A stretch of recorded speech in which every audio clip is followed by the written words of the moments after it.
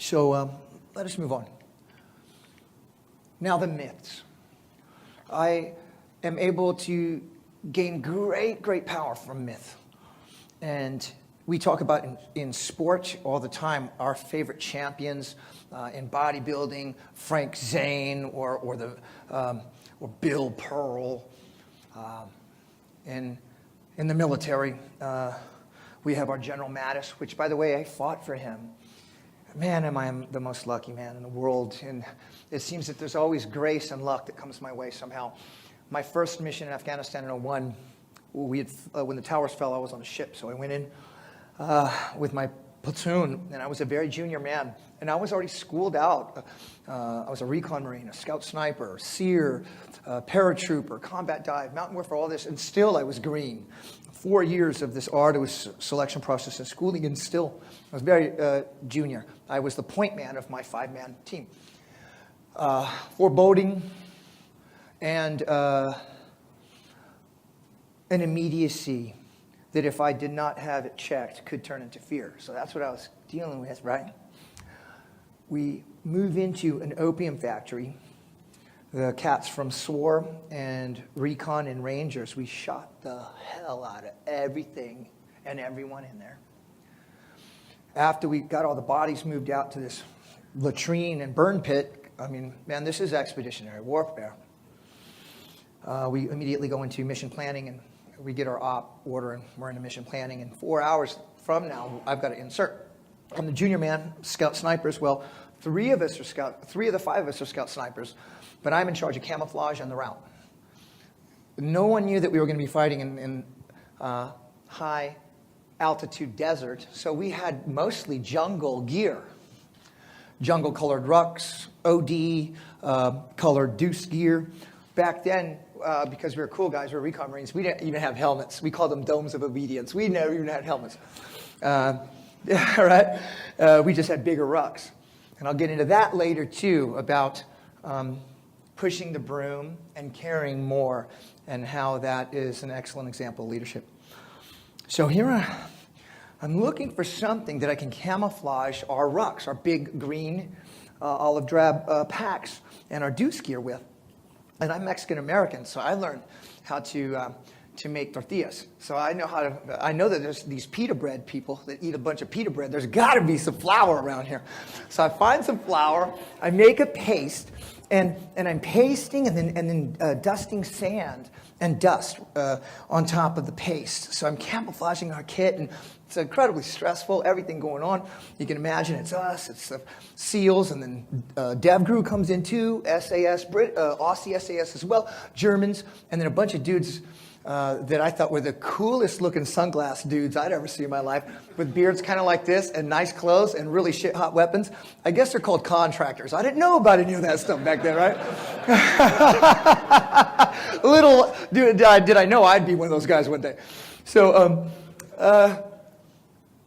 as I'm on my knees and I'm camouflaging our kit, and I'm taking it very seriously, and I'm in charge of the route too. So back then we didn't even have the what we take it for granted in the iPhone with the GPS and how to upload and link everybody up on SATCOMs at the same time. So I had to draw our overlays, or draw our routes on acetate. And I had to do a triple acetate, one for my arrow, one for my commander, and one for the MEU commander, who was Colonel Mattis at the time.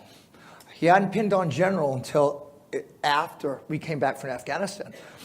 Well, there's bad guys out there, you all right? My target was the, you youngsters may not remember this, but do you remember the monkey bars and the Al-Qaeda training compound, or the these guys and these guys? You remember that little video? That was my target, right? Isn't that wild? And by the way, I never saw that video. You guys saw the video. I didn't see that video. It was that was my target.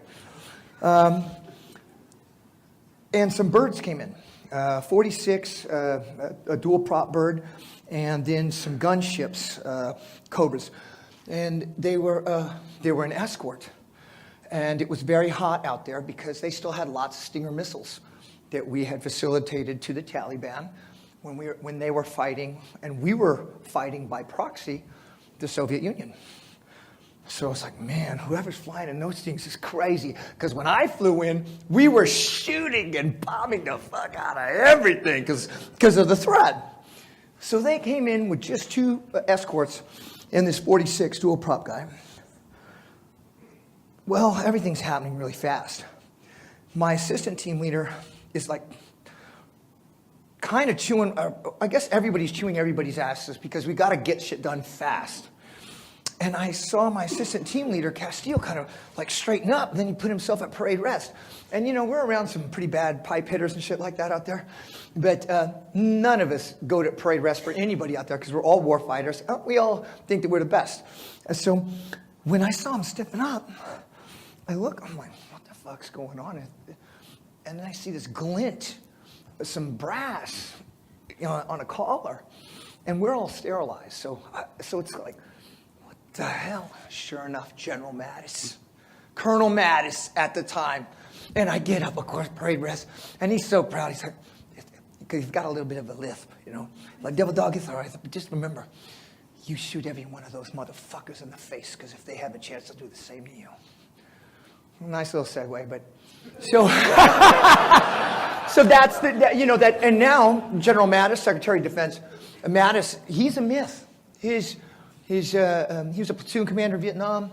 I later fought for him in the invasion of Iraq in 2003. So myths, Superman, Kal-El flying from the you know, outside of the universe and crash landing into Earth and gaining his powers by being that alien but keeping the altruism. Leonidas. When we watch 300 or read Gates of Fire by Stephen Pressfield, another Marine Corps officer from Vietnam, these are the myths. And why do they sustain? Because it's, again, a cosmic battle of life and death.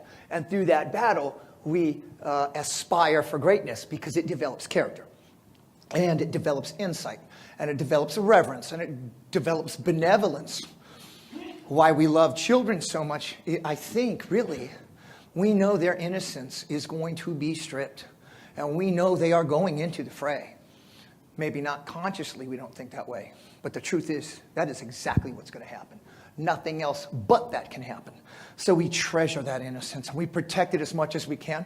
And then also, as they start to mature, we impart knowledge, wisdom, skills, tactics, techniques to navigate through the war that they're going to be coming into, known as life. So myth. Myth. 300. King Leonidas. 300 brothers, him and 300 brothers answered the call, and he was the king, leadership. He pushed the broom. He pushed the broom.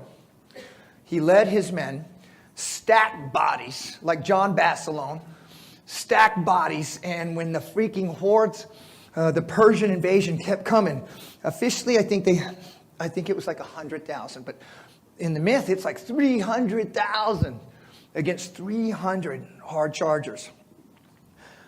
And still, we sing about it, we talk about it, we make films about it. Frank Miller draws comics about it.